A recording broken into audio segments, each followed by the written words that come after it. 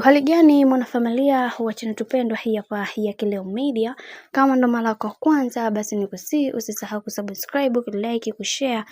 pamoja na kucomment bwana. Diamond Platnumz apiga goti kwa bibi Zuchu na kuweza kuomba msamaha kwa yale yote ambayo ameweza kumtendea katika maisha yake, na wengi wao waliweza kufikiri huenda ikawa Diamond Platnumz anatafuta kutrend, lakini mambo yamekuwa tofauti, na leo hii Diamond Platnumz ameweza kueleza ni mangapi ambayo amekuwa akimtendea bibie Zuchu na ambayo yamekuwa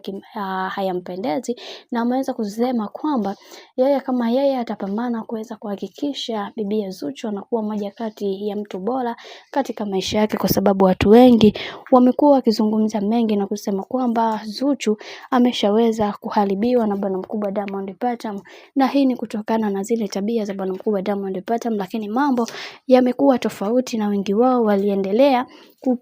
kukaa upande wa Diamond Platnumz kwamba Diamond anastahili kuweza kumwomba msamaha bibi Zuchu. Lakini tumeweza kuona baada ya Diamond Platnumz kuweza kuomba msamaha kwa Zuchu, aliweza msamaha wake uliweza kupokelewa, na wengi wao waliweza kufunguka vitu vingi na kusema kwamba kwa kila kitu ambacho kinachoendelea wanatamani kuweza kuhakikisha kila kitu kinakuwa sawa. Na tumeweza kuona baadhi ya watu wengi waliweza kufunguka vitu vingi na kusema katika kila hatua ya maisha ambayo amekuwa akiyapitia bibi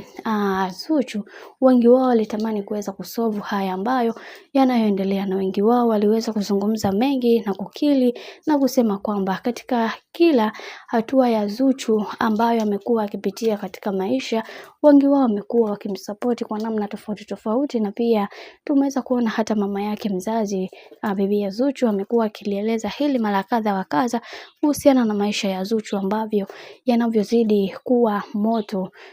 Hivyo kwa hiki ambacho kinachoendelea, yatupaswa kuweza kukaa sawa na kuweza kuhakikisha kila kitu kinakuwa katika misingi na mikakati iliyo bora kwa upande wa bibi Zuhura.